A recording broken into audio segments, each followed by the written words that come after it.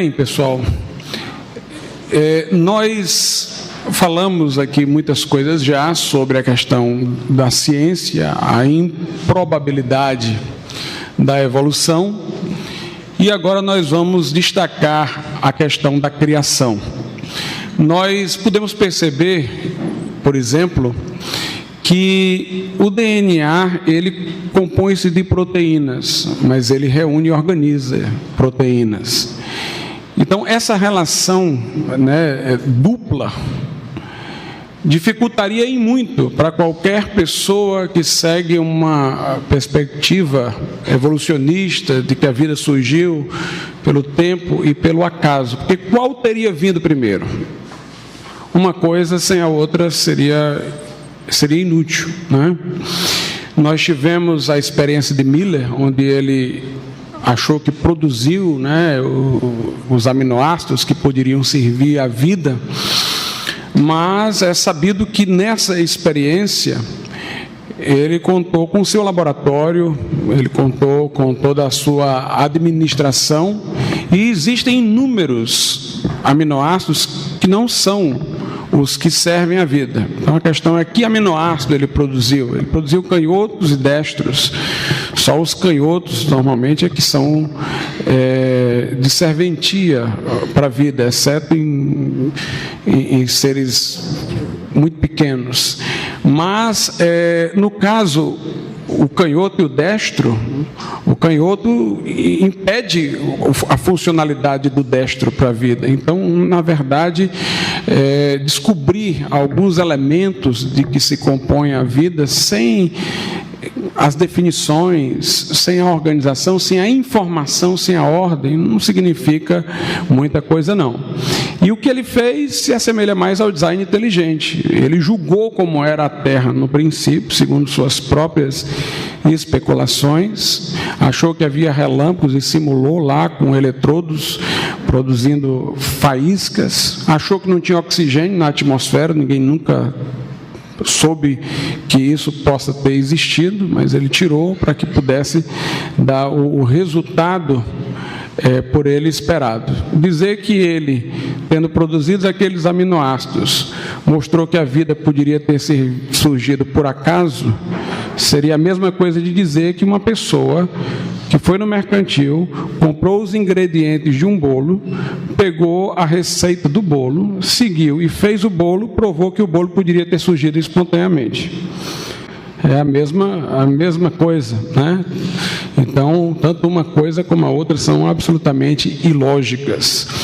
Em relação à questão do chimpanzé, alguns dizem que tem uma semelhança a nível molecular com o ser humano de 98%, 99%, né? Um intervalo entre 98% e 99%, e diz, está vendo? Mas se você pegar, por exemplo, espécies de sapos, são todos sapos, mas a diferença entre eles é maior do que entre um mamífero e outro, como um morcego e uma baleia. Por outro lado,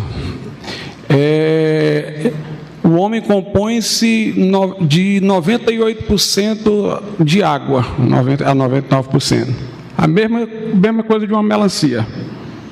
Tem muita semelhança, entre um homem e uma melancia, Então, a questão não é a quantidade, a questão é a qualidade. E esses 2%, 1% pode dizer tudo, Porque a qualidade é que faz a diferença desse elemento diferencial.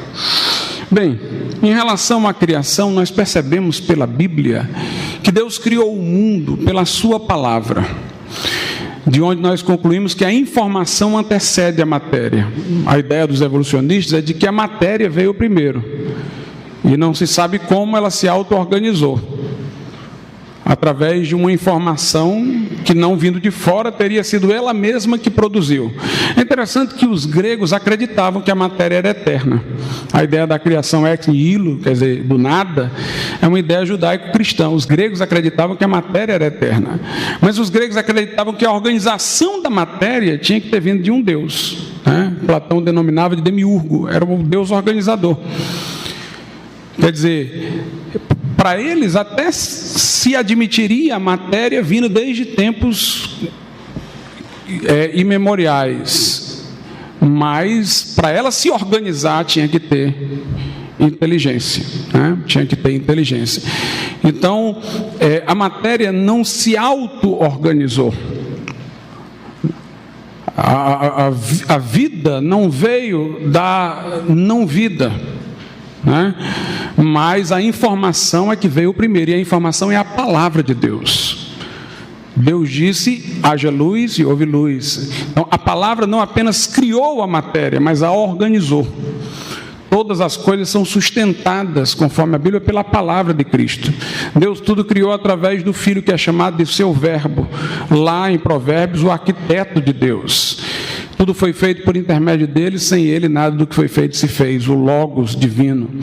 Então a informação veio primeiro, a palavra de Deus cria do nada a matéria e a palavra de Deus a organiza, né? Nós temos lá em Hebreus, no capítulo 11, essa informação, Hebreus 11, 3. Pela fé entendemos que os mundos, pela palavra de Deus, foram criados, de maneira que aquilo que se vê não foi feito do que é aparente.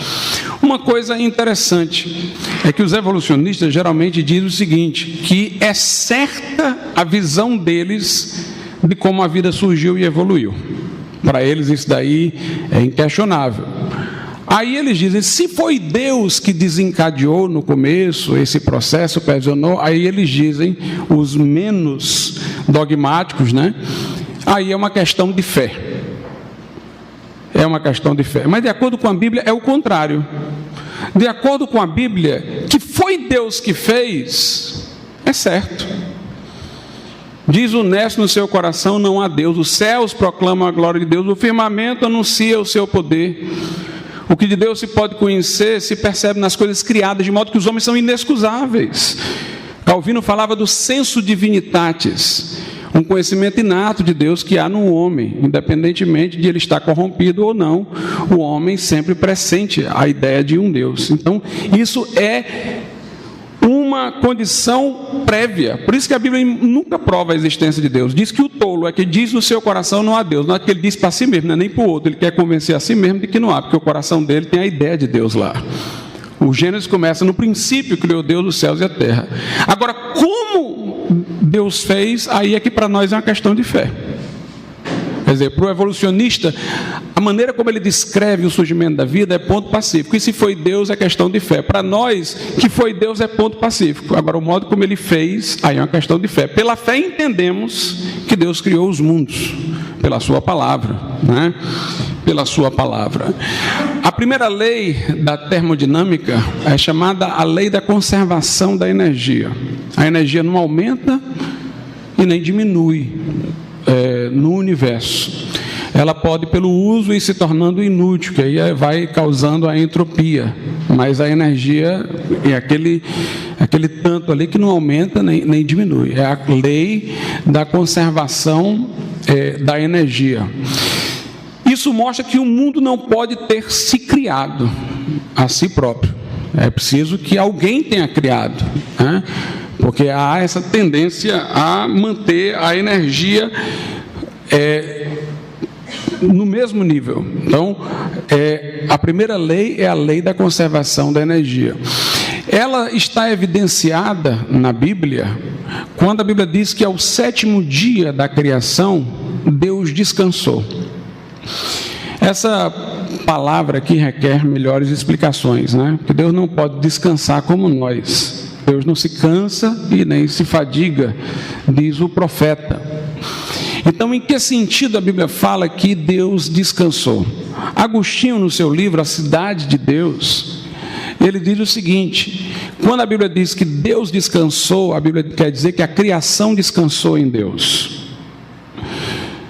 Quando você fala, é o exemplo que ele dá, que numa casa que aquela casa está repousando, que aquela casa está feliz. Você não está falando da casa, está falando de quem está dentro da casa.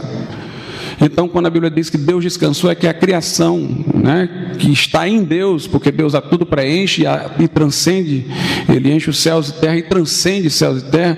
Então, a criação repousou, se estabilizou em Deus. Aliás, essa linguagem na Bíblia, pela qual você fala da criação e na verdade a Bíblia está falando como se Deus descansasse, mas foi a criação, ela é muito comum. Viu Deus que o homem estava só. Será que Deus não sabia desde o princípio que não era bom o homem estar só? Que sabia desde o princípio que não era bom para o homem estar só? Sabia. O viu ali quer dizer que o homem é que percebeu. Na verdade, o que a Bíblia quer dizer ali é que Deus levou o homem, por analisar os animais, a perceber que cada um tinha macho e fêmea e ele não tinha. Então o homem se angustiou, porque sentiu a falta da sua parceira. Então, na verdade, Deus não viu que não era bom o homem estar só, como se ele não soubesse, mas ele viu a angústia do homem que se sentiu só. Ele viu no sentido de dar atenção ao que estava dentro do homem naquele momento. A gente usa muito essa expressão. A pessoa viu que eu estava triste, no sentido de que me notou, de que me percebeu. O apóstolo Paulo, por exemplo, na carta aos Coríntios, ele diz: nada quis eu saber entre vós, senão Cristo e esse crucificado. Na verdade, ele queria que os outros soubessem, mas era a forma de falar, uma estrutura estilística da Bíblia. Eu nada quis saber entre vós, senão Cristo e este crucificado. Ele quer dizer, eu nada quis que vocês soubessem, ou seja, eu quero saber isso daí diante de vocês, falando. Mas obviamente ele já sabia, mas vai saber diante deles, expressando. Então a criação ancorou em Deus no sétimo dia, encontrou o seu repouso, a sua estabilidade. Por isso que ali se estabelece a primeira lei da termodinâmica, a conservação da energia. Em Hebreus, no capítulo 1, a Bíblia diz o seguinte, Hebreus 1, versículo de número 3: o qual, sendo o resplendor da sua glória, Jesus é o resplendor da glória do Pai, e expressa a imagem da sua pessoa, e sustentando todas as coisas pela palavra do seu poder, havendo feito por si mesmo a purificação dos nossos pecados, assentou-se à destra da majestade nas alturas. Então, aqui diz que Deus sustenta, que Jesus sustenta, dá equilíbrio, dá estabilidade a todas as coisas pela palavra do seu poder.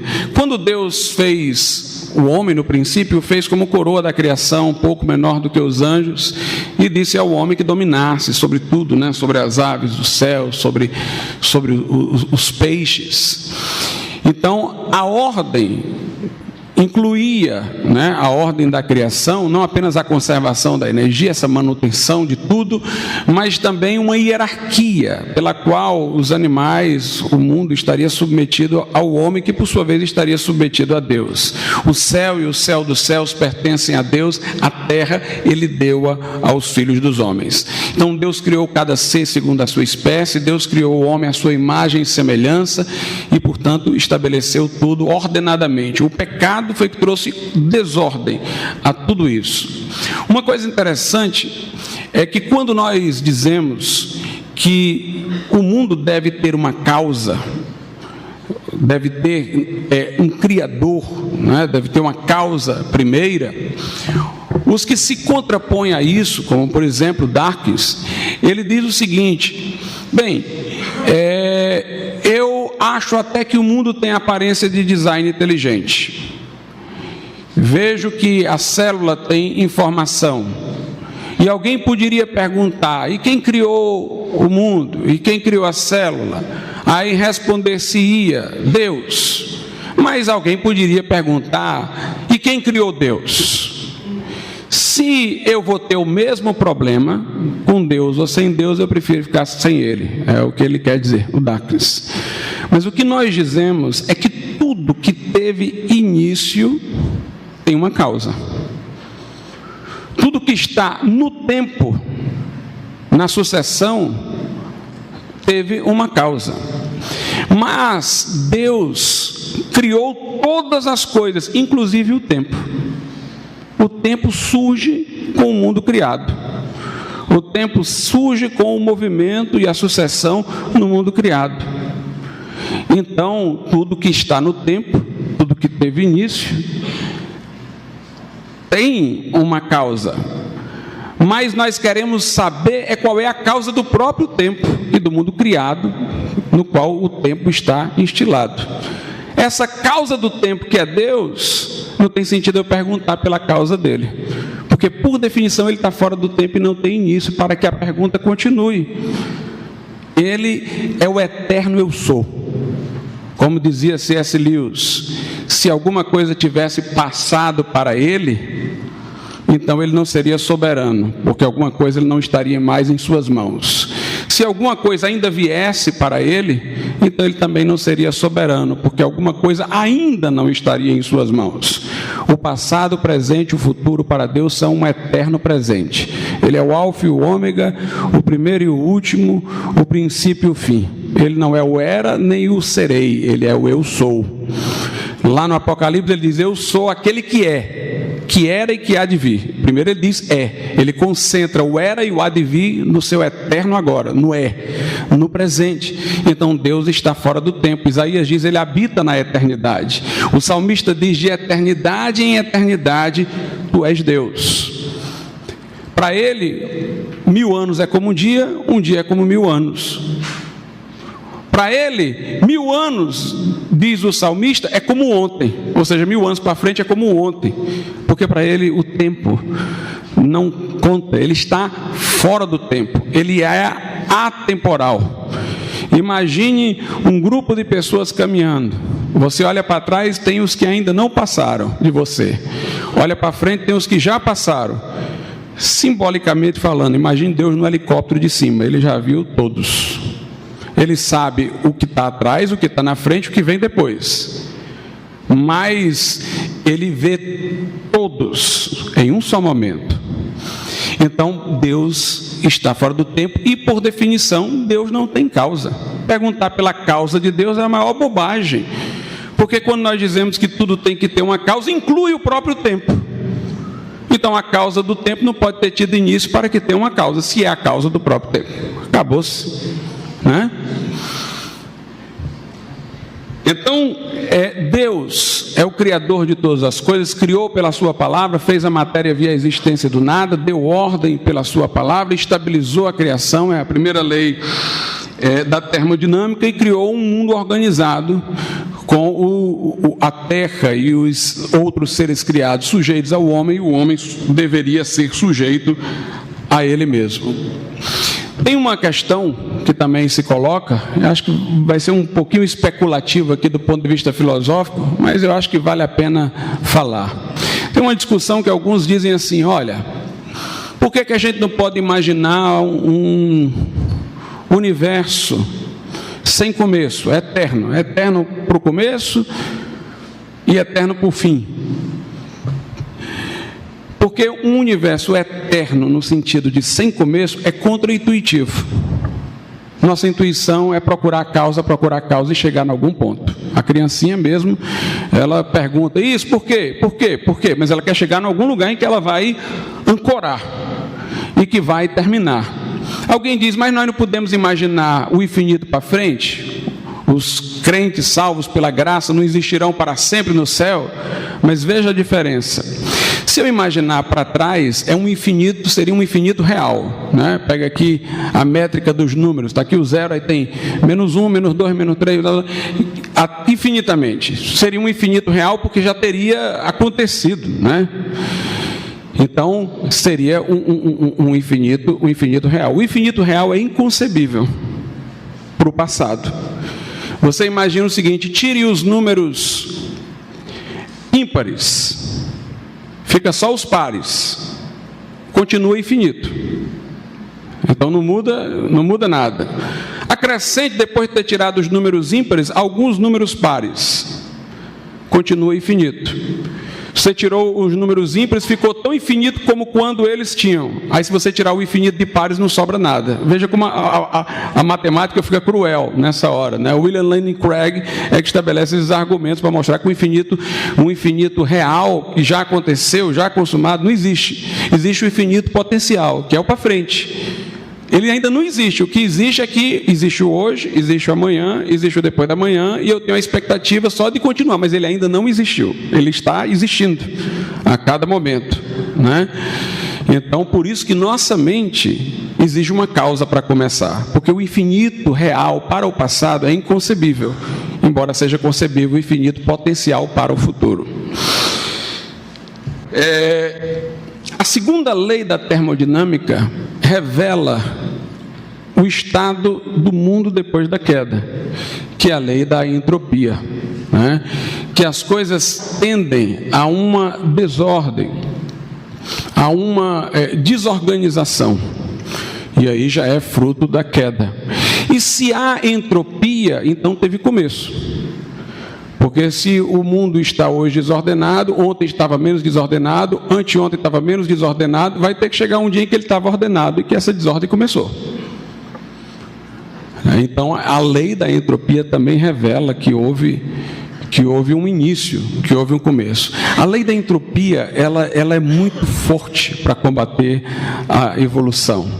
Porque a evolução presume um progresso, um caminhar para a complexidade, né? Mas a entropia mostra que as coisas tendem para a desordem, para a desorganização, e não para uma ordem de complexidade. Se a vida tivesse surgido na água, dificilmente se formariam aqueles elementos necessários para a vida, por causa da hidrólise, da quebra pela água. A água toda hora iria quebrar aquilo ali.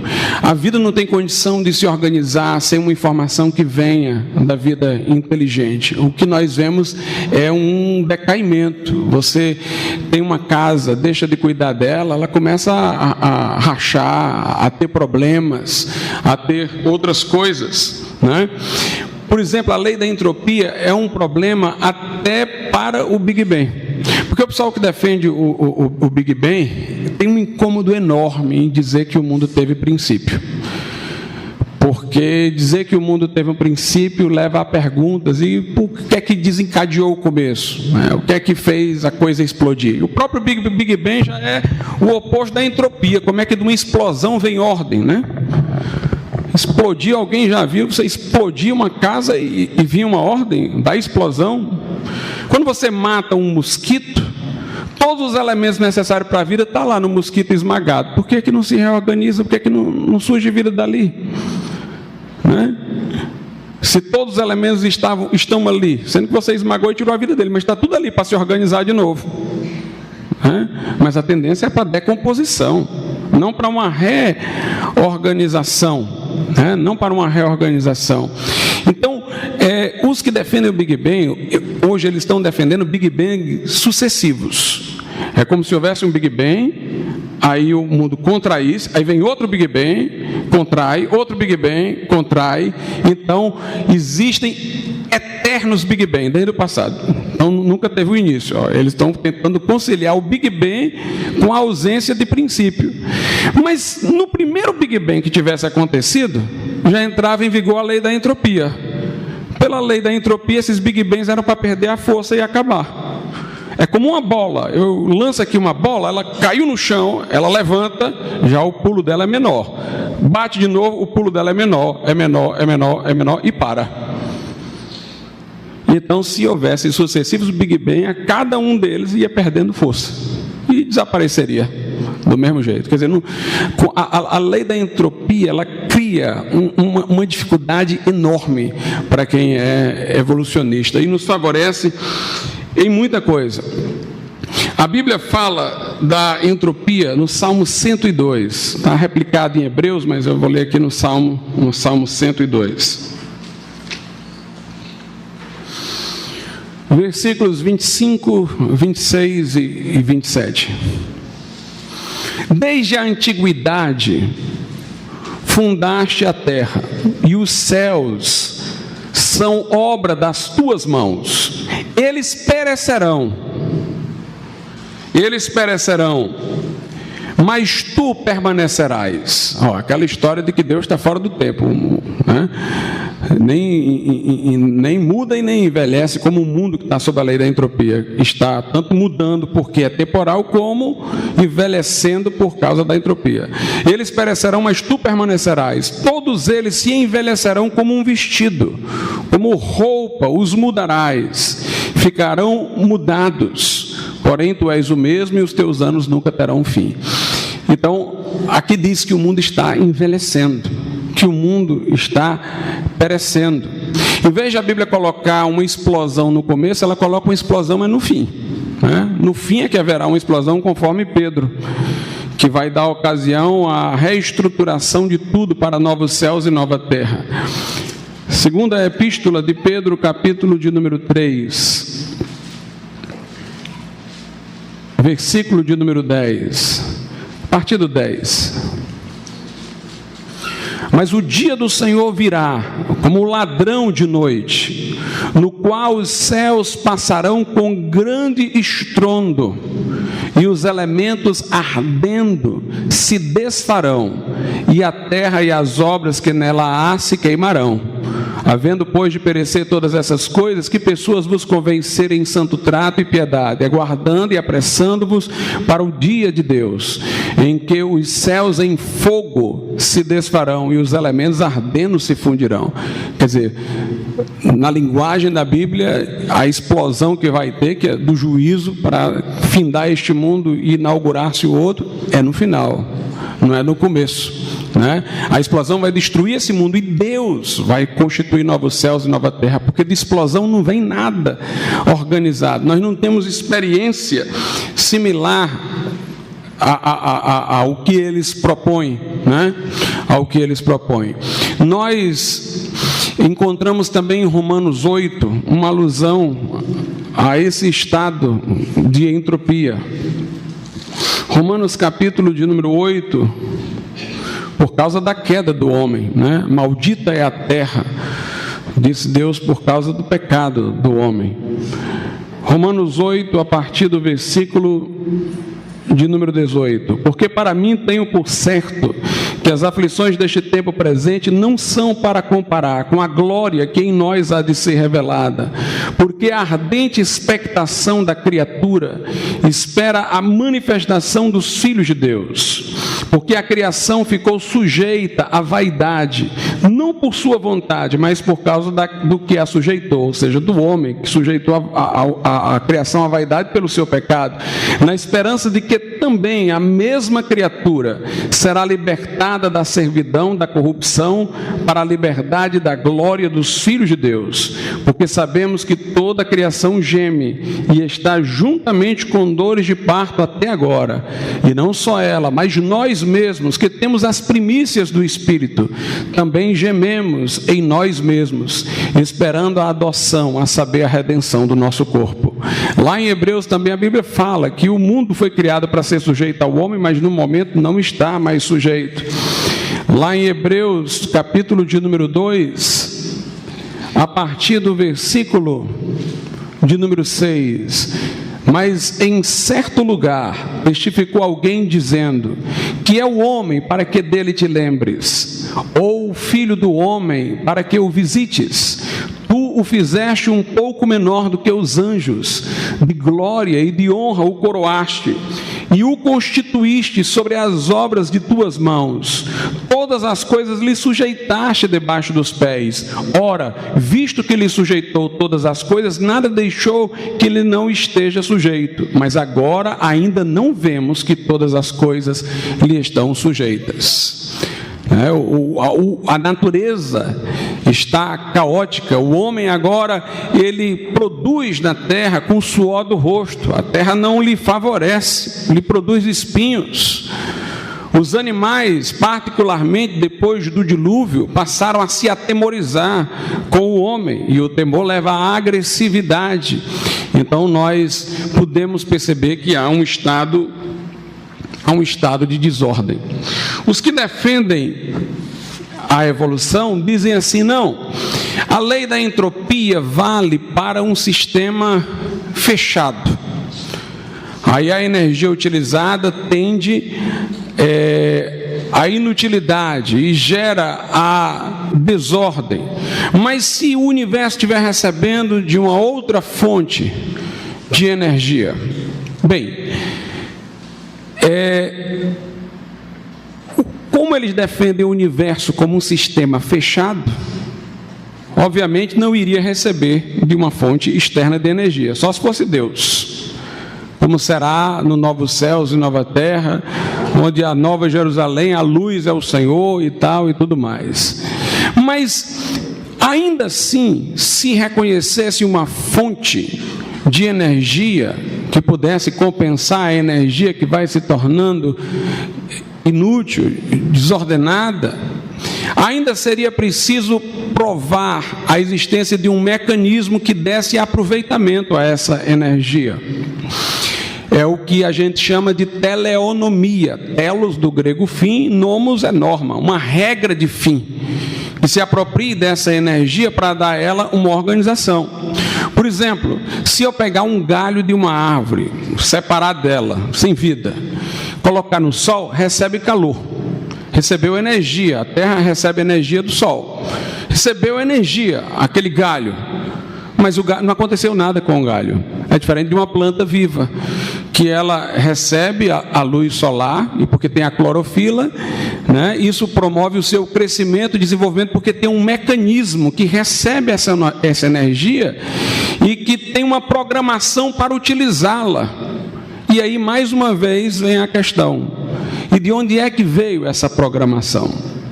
Ainda que se provasse que existe uma fonte de energia que cancelasse a lei da entropia, porque abastecesse o mundo com nova energia, ainda teria-se que mostrar, provar se há um mecanismo que recebe essa energia e a orienta para um fim. E este mecanismo teria que vir de um ser inteligente que o constituiu.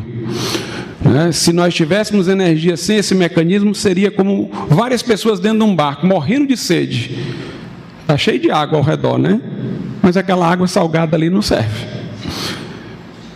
Teria que ter algum mecanismo para fazer aquela água dessalinizar, se tornar-se potável, para servir à utilidade daquelas pessoas. Se a lei da entropia vale, a geração espontânea nunca poderia acontecer.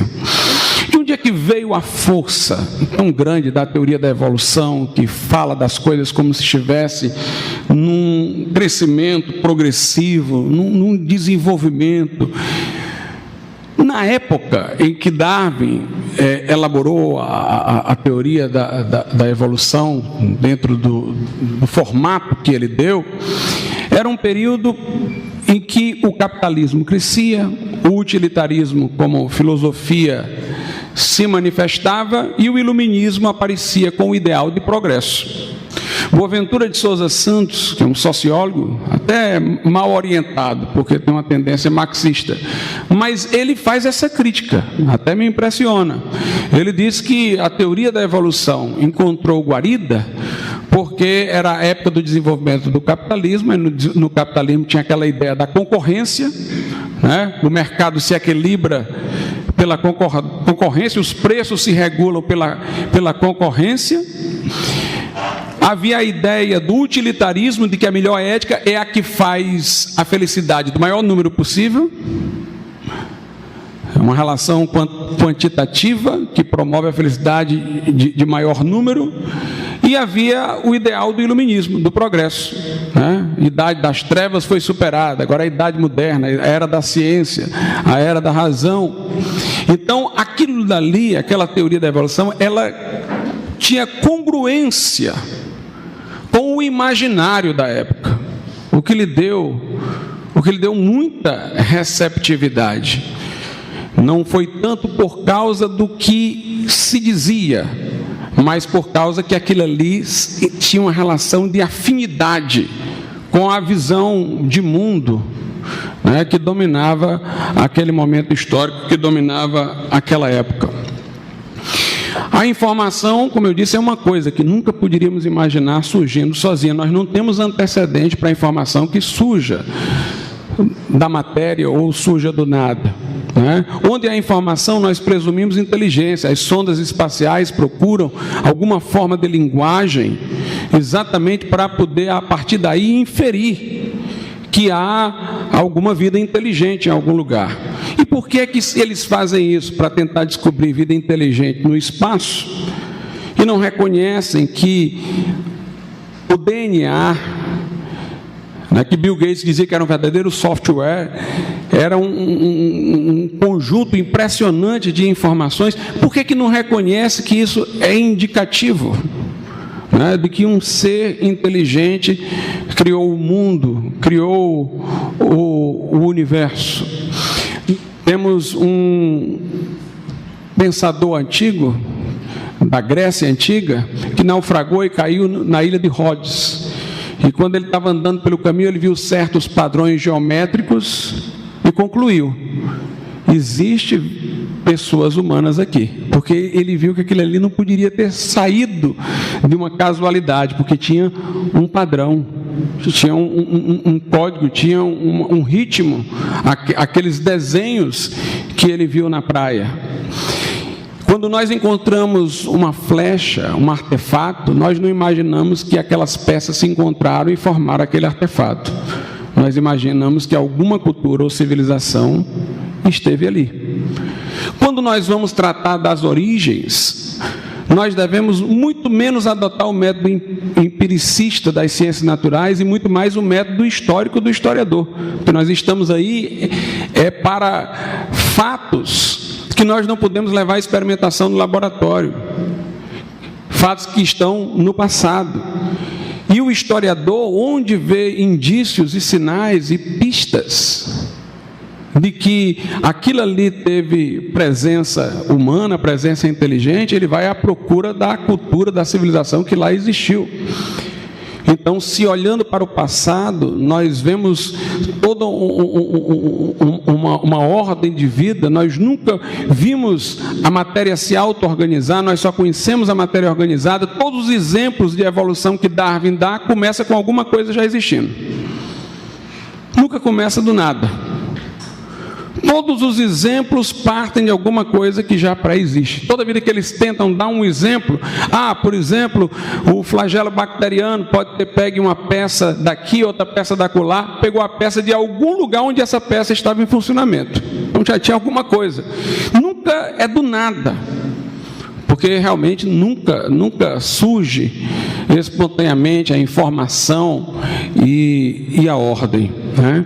Então sempre nós presumimos. O melhor método para nós identificarmos a presença do Criador não é a indução, não é as técnicas dos cientistas naturais em geral, é a abdução. De acordo com Charles Peirce, a abdução é a seguinte: você tenta imaginar alguma coisa que dê plausibilidade ao que você está vendo, o que é capaz de dar plausibilidade ao que você está investigando. Então, se por exemplo eu penso assim, bem, se B existe, é provável... Se A existe, é provável que apareça B. Então, se B existe, é provável que A exista. Se eu tenho elementos que eu imaginaria que existissem se houvesse um ser inteligente, então, encontrando esses elementos, eu devo concluir que tem um ser inteligente que criou. A lei da biogênese prova que a vida não surge espontaneamente. A lei da entropia prova que o mundo teve começo. As leis da matemática provam uma racionalidade no universo. A linguagem com que Deus fez o mundo é a matemática, disse um cientista. A informação prova que é um ser inteligente. Se eu coloco Deus no início, tudo faz sentido. Enquanto que o evolucionista precisa da Pangeia, do multiverso, do equilíbrio pontuado, das coisas mais loucas e implausíveis que existem. Então nós percebemos que quando a gente coloca Deus, tudo faz sentido, tudo dá certo. Se Deus nos fez a sua imagem e semelhança, então a racionalidade com que ele fez o universo está em nós em forma miniatura. De alguma maneira nós vamos poder decifrar muitos dos códigos do universo como nós fazemos. A própria ciência feita pelo ser humano se mostra mais plausível se o homem for suposto como aquele ser que a Bíblia diz que foi criado à imagem e semelhança de Deus. É muito mais plausível. Nós podemos perceber o seguinte, que o homem tem essa congruência fascinante com o universo e consegue decifrar o universo, e a gente pergunta o que faz o homem confiar que o seu conhecimento é seguro. Se nosso cérebro é fruto de uma evolução, por que o estado a que ele chegou normalmente é que me está dando a informação certa? Será que evoluído, modificado com o passar do tempo, amanhã as estruturas de conhecimento fiquem completamente diferentes dessa e eu conclua sobre o universo algo completamente diferente do que eu estou concluindo agora?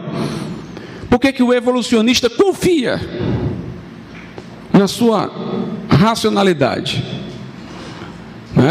Se o que está acontecendo na mente dele enquanto ele pensa é só uma reação físico-química, porque ele não é nada mais do que corpo, porque o que diferencia o seu cérebro de um chimpanzé é só uma estrutura mais complexa, que amanhã ainda poderia ser mais complexa, então o que garante que o conhecimento que ele está tendo é verdadeiro? Por que ele fala tão seguramente da teoria da evolução? Quem sabe mais evoluídos, nós não iríamos descobrir que a teoria da evolução era um mito. Como é que ele sabe disso? Todos nós pressentimos segurança na capacidade e habilidade do homem de conhecer. E isso sempre presume Deus. Uma vez perguntaram a Descartes, ele tentou provar a existência de Deus por um argumento racional. Aí você vê como Deus está sempre no começo e não só no fim. Aí alguém perguntou para ele, e o que é que lhe dá segurança de que seu pensamento racional que concluiu a existência de Deus está certo? Ele, ora, porque foi Deus que me criou, racional, Deus não ia me criar com uma razão para me enganar. Sempre Deus volta, nós presumimos, na nossa estrutura, essa confiança no conhecimento, presume a existência de Deus. Então tudo aquilo que nós conhecemos se mostra plausível quando reconhecemos Deus como projetista do universo. O que nós vemos na vida é uma perda de informação, não um aumento de informação. Como eu disse, há uma grande capacidade de variação nos seres. E os primeiros seres tinham uma ampla capacidade. Possivelmente havia um felino do qual vieram várias espécies. De um ancestral aí deve ter vindo o coiote, o cão e tal. Como do ser humano veio o pigmeu, o índio, o branco, o negro. Quer dizer, eles tinham uma capacidade de gerar uma grande diversidade. Com o passar do tempo, obviamente, essa diversidade iria aparecendo de acordo com o ambiente, Como eu disse, o ambiente iria ativar alguma informação latente, que no outro não precisou ser ativada, no que estava sob outras condições ambientais, o que foi ativado nesse não seria ativado, o outro seria, e aí apareceria a diversidade, A gente nota que no projeto de Deus tudo caminha da unidade para a diversidade. Já notaram isso? Os apóstolos eram o quê? Pastores, evangelistas, mestres? Não, eram tudo. Aí depois vem pastores, evangelistas, mestres, e aquele que era peculiar aos apóstolos e órgão da revelação, fica a Bíblia para substituir. Ou, através da Bíblia, eles que já estão mortos ainda falam. Então depois vem a diversidade. Então é sempre um caminhar da unidade para a diversidade. Deus cria o homem no começo, lhe dá um mandato cultural, para criar cultura, para subjugar a terra. Aí depois o homem cria harpa, cria música, cria cidades como a Caim e tal, e vai criando essa diversidade. O homem começa com um jardim e termina com a Nova Jerusalém, com a cidade, O ponto de partida lá do Gênesis é um jardim, o ponto de chegada é uma cidade. Quer dizer, Deus nos criou para essa diversidade se expressar. Mas aí não há evolução, estava tudo no potencial original. Agora, o que nós vemos é que a capacidade de variar é que foi diminuindo pela perda de informação, ou seja, pela lei da entropia. Quando há uma mutação, a informação é perturbada. Em toda perturbação, quando ela tenta se auto-reorganizar, alguma coisa perde. Então, o que nós vemos é depois uma diminuição dessa capacidade. É uma perda de informação. As mutações, em vez de fazerem a evolução andar, ela faz os seres ficarem mais imperfeitos. Ela cria elementos nocivos. Ela prejudica e diminui a informação com o passar do tempo. Depois do dilúvio, ainda mais. A gente, quando lê a Bíblia, vê que antes do dilúvio o povo vivia 900 anos, né? E depois do dilúvio começa a viver mais ou menos como a gente.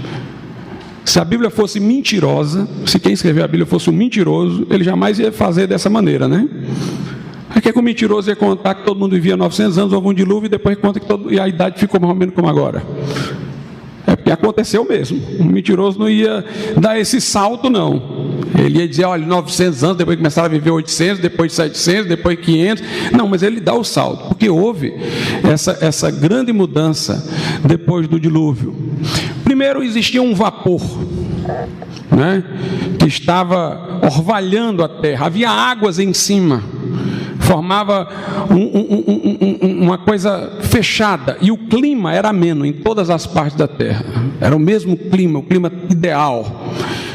Os raios ultravioletas, que são responsáveis pelo envelhecimento e pelo câncer, né? Muita gente hoje tem câncer de pele, eles ficavam seguros por essa camada de água, e as pessoas tinham condições de viver mais. Eram vegetarianas antes do dilúvio. Os vegetais tinham os nutrientes. Depois do dilúvio, com a devastação, os vegetais perderam muito dos nutrientes. O homem teve que compensar se alimentando da vida animal. E passou a ser carnívoro também, comer os animais. Os animais, depois do dilúvio, passaram a ter medo do homem, então passaram a ser agressivos. Né? Está comprovado que essa câmara que criava essa rede de vapor e água em cima, ela criava um nível de oxigênio ideal para a recuperação de ferimentos. Então as pessoas ali se feriam e facilmente se recuperavam. Mas com o dilúvio essa água caiu, essa camada acabou. Então o homem ficou sujeito aos raios ultravioletas, a cicatrização não ficou mais sendo uma coisa fácil, a vida se tornou extremamente difícil depois da devastação do dilúvio, os alimentos já não tinham mais todos os nutrientes que se esperavam, o homem passou a ter que se alimentar também de animais para compensar, que não era exatamente o mais saudável do princípio. Todas essas coisas foram diminuindo o tempo de vida do ser humano. Então o que nós vemos hoje é um decaimento, não é progresso. Aí você me pergunta, Adão era mais inteligente do que nós? Muito mais. Adão deu nome a todos os animais. Claro que naquele tempo os animais não eram tantos como agora, inclusive porque, como eu disse, tinham animais dos quais vieram várias variedades. Ali tinha um ancestral comum. A arca coube todos os animais porque pegou os tipos básicos, né, que depois se diversificaram sobre a terra. Mas ali, no Éden, Adão deu nome a todos os animais. Uma habilidade enorme, uma capacidade de classificação enorme. A descendência de Adão, Caim, construiu uma cidade, inventaram harpa, cobre, se tornaram artífices. Eles eram inteligentíssimos. E por que que aparentemente nós hoje temos mais tecnologia, mais não sei o que? Pelo acúmulo de informações. E mais do que isso, pelo armazenamento de informações, pela imprensa, os livros, pelo computador. Coisas que você passaria a vida inteira sem saber, você clica lá no botão e descobre. Então nós somos anões nos ombros dos gigantes, como dizia Isaac Newton. Mas eu digo uma coisa, depois do dilúvio muita tecnologia foi perdida.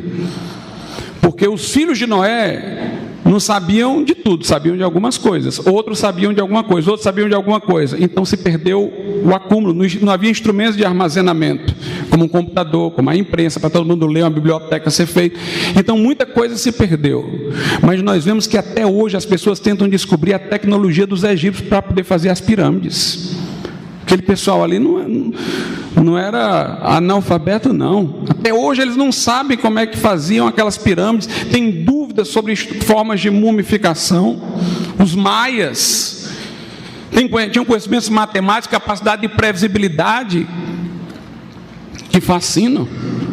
Então essa história de que o homem do passado era um homem lá dentro das cavernas, burrificado, à semelhança de um macaco, uma conversa.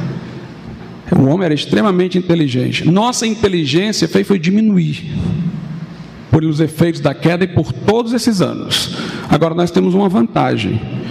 É essa capacidade que temos, pelo acúmulo de informações, de criar tecnologias que armazenam o conhecimento e que a gente já passa pronto para a geração seguinte, né? Então, nós vemos que por força da entropia, o que há é uma desordem, né? Mas aquele que tem a palavra final para acabar com toda essa desordem, estabelecer a ordem, está prestes a voltar. Sabe por que o evolucionista não abandona a teoria da evolução? Porque ele teme uma outra lei da entropia, que é a que eu não falei agora. É que se fosse negar a teoria da evolução e admitir a verdade, o que é que eles fariam com as bibliotecas? Aí seria uma entropia, né? O que é que eles fariam com tudo que foi ensinado às crianças, com o sistema de educação? O que é que eles fariam com os museus? Ia ser falência, descrédito na ciência, porque exageraram nisso daí. Perda de biblioteca, reformulação violenta no sistema de educação. Então eles temem essa entropia aí, né? Mas brevemente o Senhor Jesus vai voltar, nós cremos nisso. Todas essas ideologias vão cair por terra. Enquanto isso não acontece, vamos lutar, vamos bradar, vamos tocar a trombeta em Sião, né? E vamos dizer a verdade para quem quiser ouvir. Deus abençoe os irmãos.